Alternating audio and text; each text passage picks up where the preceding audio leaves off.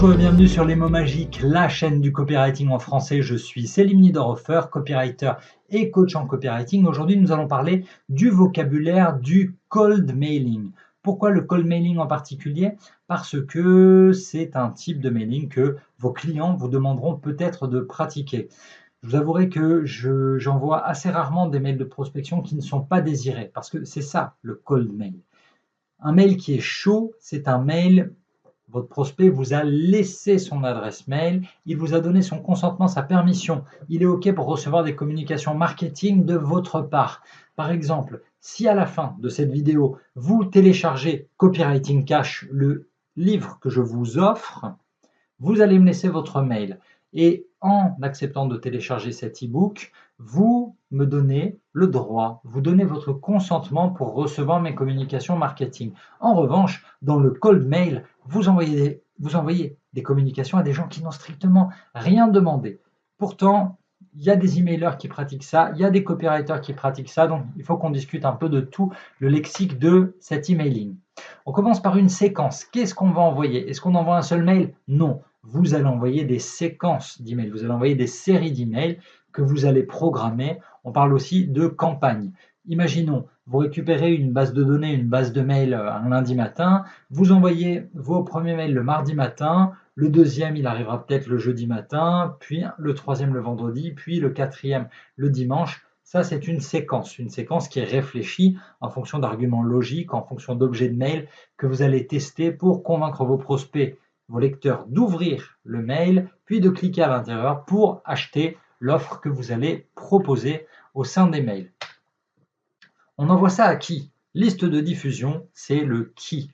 La liste de diffusion, c'est comme ça qu'on appelle la liste de contacts qui va recevoir les emails marketing de votre entreprise. Là, je vous ai pris une petite capture d'écran qui vient de system.io.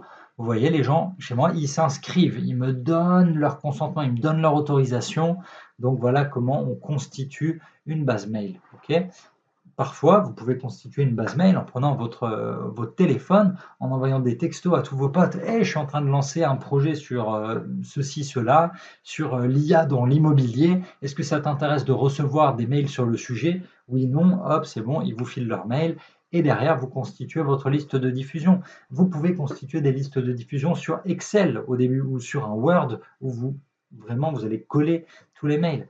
Il y a des logiciels pour faire ça, d'accord? Il y a des programmes qui vous permettront de mieux trouver les adresses mail, de filtrer comme vous voulez, de voir à quelle date les gens se sont inscrits. Il y a des outils plutôt pratiques.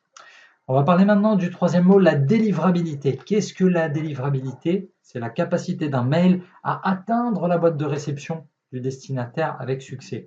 Par exemple, si vous envoyez plein de mails, mais que sur 100 mails, disons 100 mails, il y en a seulement 80 qui arrivent, votre taux de délivrabilité, il est de 80%, ok? C'est 0,8. Soit il peut être à 1, 100%, soit il est compris entre 0 et 1. Plus votre score il est proche de 1, de 100%, mieux c'est, bien évidemment. Comment améliorer la délivrabilité? Il y a plusieurs astuces que vous pouvez voir dans les différentes formations en emailing. On en parlera sur la séquence, on parlera notamment de la séquence de warm-up et on aura d'autres petites astuces pour améliorer votre taux de délivrabilité. Objectif pour tout le monde, c'est de ne pas finir dans les spams. On n'a pas du tout envie de finir dans les spams. C'est l'équivalent de l'enfer de l'emailing, ok? Moi, j'aime bien aller jeter un œil dans tenez, je vais regarder maintenant dans mes spams, parce que les gars qui finissent en spam, ils sont toujours très, très, très créatifs. Malheureusement, ça finit mal. Alors là, j'ai du allô voisin. Les voyages sont-ils la clé de je sais pas quoi? Ou 5 signes de perte de poids. Qu'est-ce qu'on a? Communiqué de presse de Maserati, mise à jour de la livraison, tentative de livraison, il y a plein de trucs. Avec toujours, vous savez, le point d'exclamation qui fait vraiment, vraiment, vraiment flipper. Nouvelle technique, les fours à pizza. Génial, on me propose des fours à pizza. Ah, forcément, allongement du pénis, bien évidemment. Ok, trucs très logiques qui finissent dans les spams. Avec tous les mails des brouteurs, vous savez, toutes ces stratégies d'arnaque. Donc, on ne veut pas finir dans les spams, même si parfois c'est très créatif au niveau des titres, on n'a pas envie. Comment est-ce qu'on finit dans les spams? Plusieurs technique malheureusement, mais surtout les spam words, les mots du spam, des mots qui sont pas magiques, mais les mots tragiques. On aime bien les utiliser dans la copie, dans ce qu'on appelle le body copy, le corps du texte, le corps du mail, le corps de la page de vente, le corps de votre post sur LinkedIn. Mais parfois, si c'est trop violent dans le titre, ça ne passera pas. Exemple, quand vous utilisez trop gratuit dans ce mail, cadeau gratuit, promotion, offre spéciale, crédit gratuit, allongement du pénis, concours, ok, concours, tous ces trucs-là, sexe aussi, souvent ça passe pas. Donc c'est pour ça qu'il y a plein de solutions. Il y a des gens qui écrivent un S, qui laissent un espace, qui mettent un E, qui laissent un espace ou qui remplacent par une étoile. Mais les mots importants qui font cliquer, ben souvent ils sont un peu bannis. Et s'ils sont trop bannis, si trop de gens disent oh là là, ça c'est du spam, s'ils vous signalent ou alors si les gens n'ouvrent pas suffisamment vos mails, vous allez finir dans les spams. Donc gardez ces gros mots, d'accord, ces mots magiques qui font cliquer, gardez-les pour l'intérieur du texte, mais pas forcément les objets, ok? Parce que si l'objet du mail il est trop trash, il risque de vous envoyer en spam. CTA, le call to action, c'est notre objectif. Okay. Quand vous allez envoyer des mails, votre objectif c'est quoi? Ça va être que le lecteur il prenne rendez-vous avec vous, qu'il vous appelle directement, qu'il réponde à votre mail, qu'il réserve une place pour votre webinaire, qu'il achète quoi? Qu'il achète un livre, qu'il achète un micro, qu'il achète de la crème, peu importe. Ok, c'est l'action spécifique. Il y a le bouton réservez votre siège, il y a le bouton faites un don à la Croix-Rouge et ce bouton-là, soit l'exemple que je vous ai mis à l'écran, il y a le bouton orange, dans mes mails c'est orange, d'accord. Dans 10 semaines je suis copywriter, cliquez dessus, mais on peut le reformuler, on peut le mettre sur du texte. Regardez la vidéo ici, la suite de la réponse sur le blog, partez à la rencontre du nouveau vous. Tout ça, ce sont des reformulations et vous reformulez comme vous voulez, mais je ne veux pas voir de mail sans call to action. Ça n'a aucun intérêt. On n'est pas là pour renseigner les gens, d'accord? On n'est pas là juste pour leur raconter notre vie. On est là pour les faire cliquer.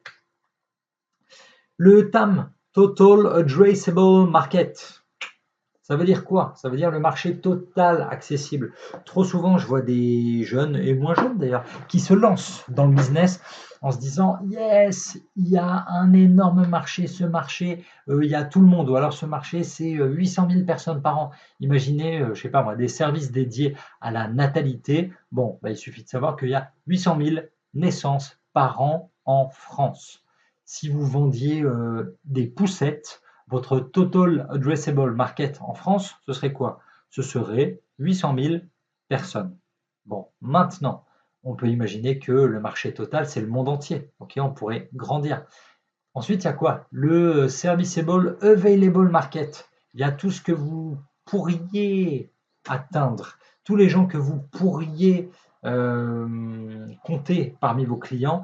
Imaginons que vous démarrez, ben, vous avez des capacités industrielles pour faire seulement, allez, on va dire 200 000, 300 000 poussettes. Ok, donc déjà, c'est un peu plus petit. Dernier point, c'est le côté un peu concret. Bon, c'est bien beau les chiffres, mais dans les faits, qu'est-ce qui va se passer? C'est que la partie du marché que vous allez vraiment servir, à qui vous allez vendre, ce sera encore une fraction. Ce sera un sous-ensemble, un sous-groupe de ce grand groupe.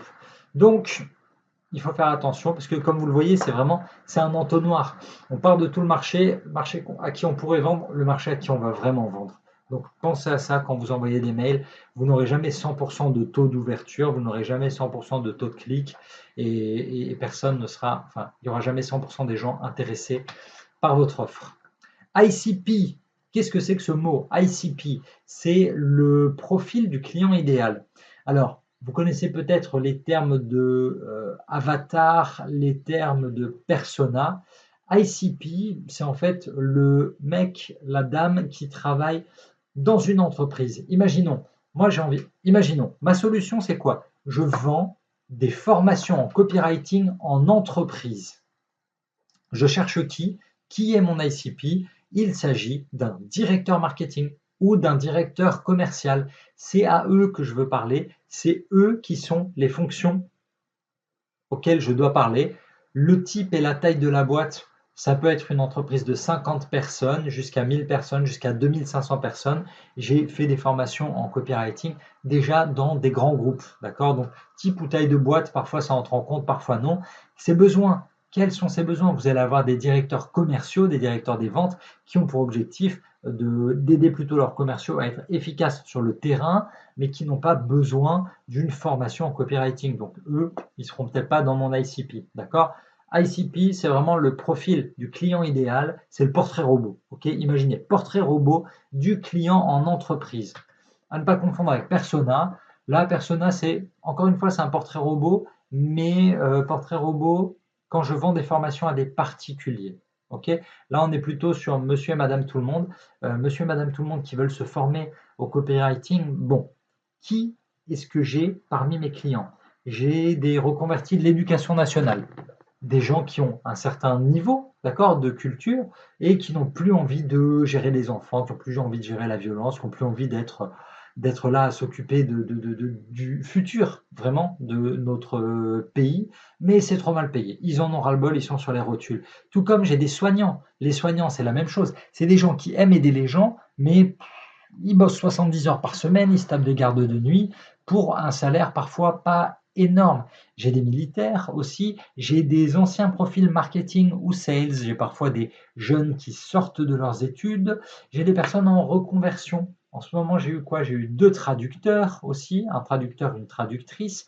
Donc ça, c'est très très varié. Ce sont des particuliers, ils n'ont pas tous le même profil. On va être plutôt sur du comportement, d'accord? Je ne peux pas dire en termes de données démographiques, mon client vit à La Rochelle. Ça n'a aucun sens. J'ai des clients en Belgique, en Suisse, j'ai des clients dans toute l'Afrique francophone. En ce moment, je reçois des mails beaucoup d'Argentine où les gars me demandent si mes formations, ils peuvent les traduire simplement et ce sera bon pour eux. Le client, il habite un peu où on veut, d'accord, par rapport à ce que je vends. Mais vous, si vous vendez du matériel de randonnée, vous avez peut-être tout intérêt à viser, je ne sais pas moi, les gens qui habitent au pied des montagnes ou dans les montagnes. Et encore, il faudrait cibler aussi les touristes. Ok, donc, c'est les données démographiques, ce n'est pas forcément les plus pertinentes. En revanche, peut-être que sur l'âge, si vous vendiez des produits pour les seniors, là, ça vaut le coup de savoir que votre persona, il a l'habitude de faire 1 heure de sport par jour parce qu'il est à la retraite, il a 70 ans, etc. Ok, ça, faire ce portrait robot de votre client, le persona, c'est super, super utile et on traite tout en détail, bien évidemment, dans la formation protocole 10x10. Donc, retenez bien, persona sur les individus, les ICP, c'est plutôt sur les entreprises. Pourquoi c'est important de faire la distinction? Parce que le contenu de votre mail, vous n'allez pas parler de la même manière à, je sais pas moi, à Catherine qui a entre 50 et 55 ans, qui est freelance, qui est toute seule chez elle, et à un directeur marketing, une directrice marketing qui ont entre 40 et 50 ans, qui sont dans leur entreprise, qui gèrent une équipe de 10, 20, 50, 100 personnes. Ce ne sera pas le même discours. Au niveau du mail maintenant, quand on rentre dedans, regardez sur la chaîne si vous ne l'avez jamais vu, il y a 2 mails qui sont dédiés au call mail. Comment on écrit des mails de prospection. Ok, un call mail, c'est un mail de prospection, j'en corrige 2 et je donne des recommandations pour mieux écrire. Première ligne, c'est toujours ce qu'on appelle l'icebreaker. Les Anglais brisent la glace, une petite blagounette. Ok, c'est la première ligne pour faire connaissance gentiment. Moi, j'aime bien dire que les premières lignes pour briser la glace, c'est, j'appelle ça le lien. Quel est notre lien? Quand j'envoie un call mail à quelqu'un qui ne me connaît pas, quel est le lien? Est-ce que c'est mon pote Michel qui m'a recommandé, enfin, qui m'a filé ton mail et qui m'a demandé de te contacter parce que tu pourrais avoir besoin de moi? Est-ce que mon pote Michel m'a dit que comme moi, tu étais nul au foot et que on pourrait trop bien s'entendre tous les deux à regarder du foot plutôt que d'y jouer? Est-ce que mon pote Michel m'a dit que tu venais de terminer le marathon avec un superbe score? Dans ce cas, enfin, un superbe temps, dans ce cas-là, moi je te dirais, oh là là, ça fait trop longtemps que j'ai pas couru, bravo, félicitations pour votre médaille de finisher. Ok, comment on fait le lien? Peut-être que c'est j'ai adoré ton podcast, j'ai adoré votre livre, mais toujours un petit compliment pour briser la glace, d'accord?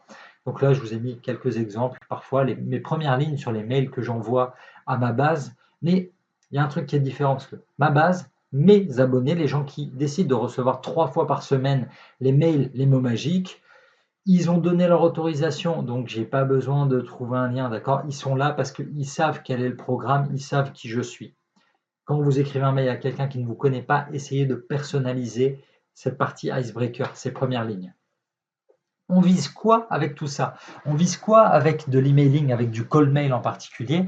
On vise la conversion. La conversion, c'est l'indicateur clé de la performance. Ok? Comment est-ce qu'un mail, on mesure sa performance? On va mesurer par exemple le taux d'ouverture. Là, vous voyez, je vous ai mis les exemples sur des mails que j'ai envoyés. Le taux d'ouverture du premier, c'est 32% et demi. Le deuxième, il est à 34,9. Ok, donc un tiers à peu près. Bon, pas mal. Ça dépend à quel moment de la séquence. Au début de la séquence, j'espère bien vous faites du 80-90% d'ouverture avec des titres, des objets de mail ultra, pas agressifs, mais qui donnent envie, vraiment alléchants. Ça, c'est le premier indicateur, taux d'ouverture. Derrière, on a le taux de clic. Les gens qui ont ouvert le mail, quand ils l'ont lu, est-ce qu'ils ont cliqué à l'intérieur du mail? Et ça, on peut avoir des taux vraiment variables de 0% à 10%, à 80%. Dans les mails, par exemple, si vous offrez un cadeau à l'intérieur d'un mail, il y a des chances que les gens cliquent dessus, ok? Mais cliquent dessus massivement. Typiquement, dans une séquence où vous offrez un livre, là, moi, je vous offre le guide qui s'appelle Copywriting Cash. D'accord? Le petit livre Copywriting Cash. Au moment où je vous envoie le mail, normalement, il y a 95% de taux de clic. Pourquoi? Parce que vous savez ce que vous allez chercher. Vous savez qu'il y a les meilleurs conseils dans ce guide-là. Donc, vous allez le lire. Maintenant, quand on ne connaît pas l'expéditeur, déjà, est-ce qu'on va ouvrir? C'est pas sûr. Donc, les taux d'ouverture sont souvent bas. Et est-ce qu'on va cliquer à l'intérieur du mail? Encore moins. Ok? Pourtant, c'est ce qui nous permet d'analyser la conversion. Scraper, qu'est-ce que ça veut dire scraper dans notre jargon? Scraper, c'est se procurer des adresses mail et de la data. Comment est-ce qu'on fait pour se procurer des adresses mail? Soit on le fait de manière légale et propre. Hey, salut, je te propose le livre Copywriting Cash. Donne-moi ton mail en échange, je te l'envoie. Ça, c'est très bien, vous me donnez volontairement votre email. Mais il y a des gens qui savent très bien utiliser des petits logiciels et ce petit logiciel, hop, ils vont le plugger, ils vont le mettre en synchronisation avec LinkedIn et ils vont lui dire ok, j'aimerais que tu réussisses à m'extraire par exemple toutes les personnes, je veux les mails des personnes qui sont directeurs marketing dans la région de Paris et du Grand Paris, où tous les directeurs marketing qui viennent de prendre leur poste au cours des 6 derniers mois. Et là, ça va extraire toute une base de données. D'accord? Ça s'appelle scraper. Il y a des outils très connus sur le sujet. Là, je vous ai mis le logo de Phantom Buster, qui est probablement le plus connu d'entre eux. Il y a des personnes dont c'est le métier de scraper des adresses, de créer des bases de données. Et ensuite, la blague, c'est que certains revendent ces bases de données parce que ça vaut de l'or. Une base de données, une base de prospects bien qualifiée, ça peut valoir de l'or. Comment on fait quand on a une première base de données? On va l'enrichir. Qu'est-ce que ça veut dire enrichir? Là, je vous ai mis une petite copie d'écran de quoi? De quelqu'un qui a acheté une formation chez moi et j'ai quelques données sur lui, d'accord? J'ai son mail, j'ai son nom de famille, sa ville, son code postal, mais je n'ai pas forcément tout, ok? Peut-être que si j'avais envie de faire un segment, d'envoyer des mails joyeux anniversaire, ça vaudrait le coup de leur demander leur date d'anniversaire. Comme ça, chaque année, à leur date d'anniversaire, je peux leur envoyer un super message pour dire hey, joyeux anniversaire. Et je peux leur dire quoi ensuite? Je peux leur dire tiens, pour ton anniversaire, je te fais une promotion spéciale. Le plus dur, pourquoi est-ce qu'on a des bases de données qui sont incomplètes? Tout simplement parce que plus vous demandez d'infos à l'inscription, au moment du paiement, plus vous ralentissez l'inscription, plus vous mettez des bâtons dans les roues. Je m'explique. Si je vous dis hey, salut, venez récupérer Copywriting Cash, c'est un super livre, plus de 50 pages pour apprendre le copywriting, c'est gratuit, laissez-moi votre mail. Bon, gratuit contre un mail, ça va, facile. Si maintenant je vous dis, alors, je veux ton mail, ton nom, ton prénom, âge, poids, taille, mensuration, toutes tes infos, non, là, ça devient compliqué. Et c'est pour ça que certains sont chargés d'enrichir, certains logiciels permettent d'enrichir les bases de données. Tiens, je vais rentrer juste le mail et à la base, en partant de ce mail, tu vas aller me chercher son nom, son prénom, son métier, la boîte dans laquelle il bosse et on va enrichir la base de données. Le terme suivant, c'est le vérificateur de mail. Le mail verifier, il vérifie la validité des adresses mail. Par exemple, vous venez d'acheter de manière complètement illégale une base mail à un fournisseur, à un revendeur. Ce serait dommage que 70% des mails ne soient plus actifs parce que parfois, il y a des vieilles bases mail toutes périmées qui datent de 2003, de 2010, qui tournent encore, mais ces adresses, elles sont plus valides, d'accord? Elles sont plus utilisées. Donc, c'est quand même bête d'acheter ce genre de base mail. Ce que je vous recommande de faire, c'est d'utiliser un des logiciels ci-dessous pour éviter les rebonds. Parce que si vous envoyez sur des mauvaises boîtes mail, en fait, ce qui va se passer, c'est que ensuite, tous les Yahoo, les Google, les Outlook, tous ces logiciels-là, tous les fournisseurs d'adresses mail, ils vont dire, oh là là, lui, il prend plein de rebonds dans la tête. Ça veut dire que c'est pas très très clean ce qu'il fait. Il n'utilise pas des mails récents. Ça ne doit pas être super clean. Donc votre délivrabilité, elle va baisser. Faites attention à ça. C'est pour ça qu'on a aussi recours, outre le verifier, on a recours à ce qu'on appelle une phase de warm-up. C'est la phase d'échauffement, tout simplement. La phase d'échauffement pour ne pas aller à la blessure, ne pas aller au claquage bêtement. Ça consiste en quoi? Techniquement, vous avez des boîtes mail. Vos boîtes mail, vous achetez plusieurs comptes mail et vous vous envoyez des mails. Vous envoyez un mail, hop, il est reçu, hey, j'ai bien reçu, je te réponds. Comme ça, tous les petits logiciels, ils se disent, OK, ce mail-là, il est clean, il est arrivé, ça veut dire que mon émetteur du mail, c'est une source clean. Et on va augmenter la fréquence, on va répondre. La phase de warm-up, elle peut durer une quinzaine de jours, d'accord? Il y a des logiciels qui font ça, il y en a d'autres qui font ça manuellement. Manuellement, c'est quand même ultra fatigant. Donc, il y a des solutions. Renseignez-vous sur toute cette phase de warm-up. Elle est hyper importante, encore une fois, pour améliorer votre délivrabilité. Les objets. Moi, c'est ce que je préfère. C'est l'objet du mail, c'est le titre, ok? C'est le titre de votre mail. Vous savez, quand vous prenez votre téléphone ou votre ordinateur, quand vous allez dans votre boîte mail, là, par exemple, je vois quoi? Je vois un mail qui m'est envoyé de la part de Cédric. L'objet, c'est invitation presse et l'aperçu, la ligne en dessus. Bonjour, j'espère que vous allez bien. Bon, c'est dommage, il pourrait faire mieux. J'ai juste en dessous quelque chose de très très chouette, un mail de j'ai un pote dans la com. Objet, Google annonce l'intégration de quoi, je ne sais pas, je veux savoir. Et la ligne en dessous, l'aperçu, Dove qui lutte contre l'utilisation, hyper intéressant. Ok. Donc moi, ce que je veux savoir, c'est vraiment comment on combine le mieux possible le titre et le sous-titre. D'accord? Passer du temps dessus parce que c'est grâce à ça que les gens vont pouvoir cliquer. Alors, vous devez savoir aussi, en fonction des logiciels que vous utilisez, que votre titre, vous le choisissez, l'objet de votre mail, et ce qui se passe, c'est que votre aperçu, le sous-titre, vous pouvez en créer un factice qui n'est pas votre première phrase. Moi, ma première phrase, c'est souvent bonjour, cher copymaster, mais pourtant, c'est jamais ça qui apparaît dans le sous-titre. Vous pouvez choisir le sous-titre. Et un bon copywriter, c'est quelqu'un qui va réussir à combiner titre et sous-titre pour maximiser le taux de clic. On arrive maintenant à ce qui n'existe pas dans le cold mail vraiment sauvage, c'est la partie opt-in. Okay, c'est le consentement explicite d'une personne à recevoir des communications marketing d'une entreprise.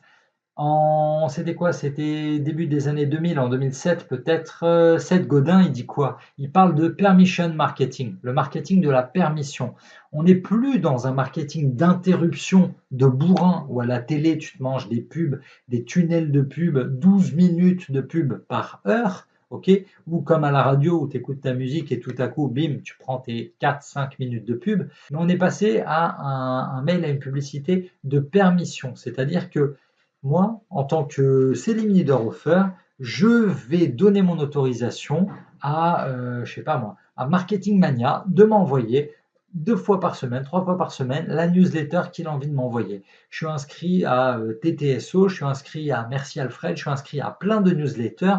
Tous ces gens-là, je leur ai donné mon consentement. À un moment, j'ai pris un petit pop-up, j'ai rempli le petit champ ici, recevez vos 10% pour votre première commande ou recevez gratuitement nos bons plans, machin. J'ai donné mon mail, j'ai cliqué, ok, j'ai reçu un mail en retour qui disait « Hey, merci de bien confirmer ton mail ». Ça s'appelle double opt-in, ok. Double opt-in, ça veut dire tu as laissé en ligne une fois ton consentement, mais j'ai besoin de vérifier que c'est bien toi. Par exemple, imaginez que j'ai envie de me venger de quelqu'un, je vais aller l'inscrire sur des newsletters horribles, ok? Et lui, il va recevoir tout ça.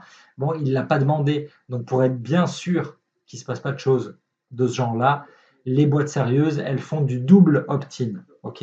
Et tout ça, ça n'existe pas dans la partie cold mail parce que, par définition, un cold mail, c'est un mail à froid. La personne à qui vous envoyez votre mail, elle ne vous connaît pas, elle ne vous a rien demandé, elle ne veut peut-être même pas vous connaître. Okay, donc ça, c'est vraiment opt-in et double opt-in. C'est la manière clean de faire du business, celle que je recommande bien évidemment. J'espère que cette vidéo, elle vous a plu et que ça vous donnera envie de vous former à l'emailing et au copywriting. Je vais bientôt mettre à jour ma formation sur l'emailing, donc soyez aux aguets, abonnez-vous à la chaîne pour être au courant dès que je sors de nouvelles vidéos. Si ça vous a plu, si vous avez des questions, posez-les juste en dessous, d'accord? Posez vos questions, je réponds vraiment à tous les commentaires, à toutes les questions. N'oubliez pas non plus de télécharger le livre Copywriting Cash, je vous l'offre. C'est le premier lien sous cette vidéo, donc récupérez-le, je suis super content de vous l'envoyer. Et puis surtout, n'oubliez pas de double opt-in quand vous recevez mon mail. J'espère que ça vous a plu. On se retrouve dès la semaine prochaine pour de nouvelles vidéos en copywriting. D'ici là, n'oubliez pas, votre histoire, c'est à vous de l'écrire.